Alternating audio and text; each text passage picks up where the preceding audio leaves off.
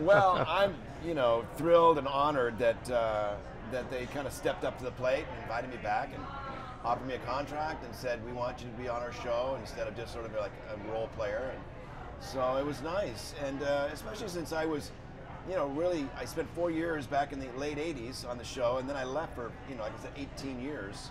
And then when I came back, and I was sort of in and out for a few years, and so it was nice that they wanted my character to be part of that big celebration. So personally, I was flattered and thrilled to be back and sort of like rediscover my character and reconsider how he changed and who he is now after 20 years and raising 4 kids and being with the woman that that I hadn't really been off camera. Basically, raising these children all happened off camera. So I think it was fun for me to like deal with that too, and Judy, working with Judy. And yeah, so I'm really happy to be part of the 50th celebration. You can't really, say that about too many shows nowadays. So yeah, I'm thrilled. It's now, I guess, 34 years ago. October of '81 is when I began on the show. And that was a transition point for Days of Our Lives. That's when the Brady family began. I came on like about 4 weeks before Roman and Abe were designed to come on together as these partners that grew up together on the show. And so that was a transition. The DeMeras came a little bit later. The Kiriakas followed then. And so those characters have been embraced. And now we're seeing years later, all of those characters are kind of forming the nucleus of the show. I mean, those 3 families right there, yeah, along with the Hortons, that's yeah. it.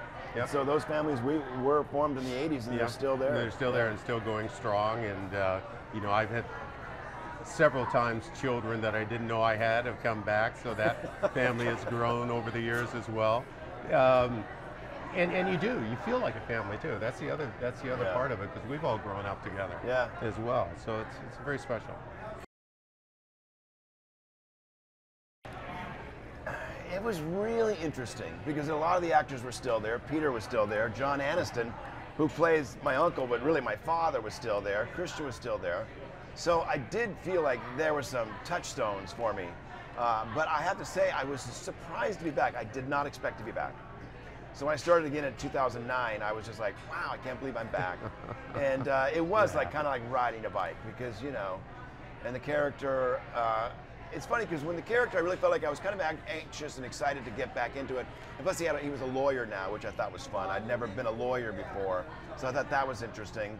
And of course now I'm the DA, so that's even more interesting from an acting standpoint, just a little different, not just being in love stories and stuff, so you really have a job and stuff. But yeah, I just sort of got right back on the horse, and and it's been really fun. And seeing everybody just makes it that much easier. But I was a little nervous, when I first walked in. It was kind of like going to first grade. You know what I mean? In a way, it's like who's going to be there? Yeah, the makeup room's all and yeah. But we were happy to have him back, and he was. He may have been nervous, and I'm sure semi-new, but it was seamless, and we were happy to have him back. Thank you. It was good.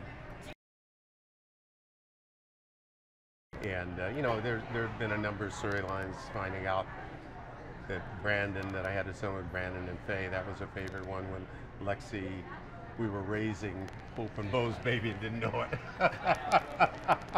We were the black couple on the show that had the white baby. That should have been a clue, but we didn't. But there's so many. The Strangler storyline that I came on the show with, and so I find it hard to answer. It's just been such a great ride, and I've loved every moment of it. For me, that very first year, 1987, it was my very first professional job, and I felt like I was shot out of a cannon. It was just Justin and Adrian, and I remember Adrian coming up, and she was crying, and I walk up and I see this woman, in tears, and I pull out a hanky and give it to her and dry her eye. And I remember Al Raven was our executive producer. He said, "Wally, when you see her, you fall in love with her. She is the love of your life." And I just said, "Oh, okay." And I just played love. I played, I'm gonna love this woman. She is the love of my life. And I played love every day. Yeah. I just played, I love you. I love you like I never loved anybody before. And when I watch those old shows, it's like, oh my gosh, I am a little sappy. I'm like a little just, I'm just like, I'm always got this look of love in my eyes, and I kept letting her down, I kept apologizing. I'm so sorry. I won't do it again because I love you.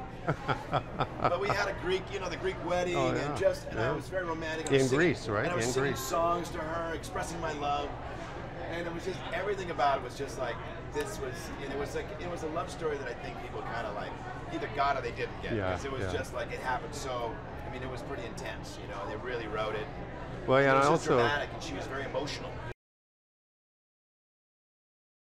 I have to say with his story though, Al Raven, speaking of our 50th, who was our producer for years, and when you came on, was very good at that kind of thing. He was very, Al was very intense and involved with the show and committed to the show. Passed away a couple years ago, but there are a lot of actors that have that same kind of story where he really hit a note. Well, and he never really gave me many notes. Yeah. Another note that he gave me, which I think was not a really good note. He said, Wally, because I remember I was doing some work and I was acting and I was kind of looking down and then I'd look up and I was just feeling all this stuff and I felt like I was really good and I felt like I was really having this moment. And he said, the camera's got to see your eyes, so keep your head up and don't ever look away. He was big on that. Well, yep. You know what? There were times when I would just always keep my head up because that's what Al told me to do. But I'm people don't do that in real life. They're they're talking to somebody and they're thinking and but also they're sometimes they can't even, looking at the person, it's so hard they have to look away. Yeah. But that dang, it was always in your head. It was always in my head. I head. took it to General Hospital with me and but it was just one of those things it's not necessarily the greatest note because, and also because I felt like I was actually really good and I was looking down and he said, oh no, you gotta look up, you gotta look up. And he pointed to Patsy, see how she does it? She always keeps her head up. She's looking at her eyes, it's all in her eyes, it's all in her eyes. I'm like, yeah.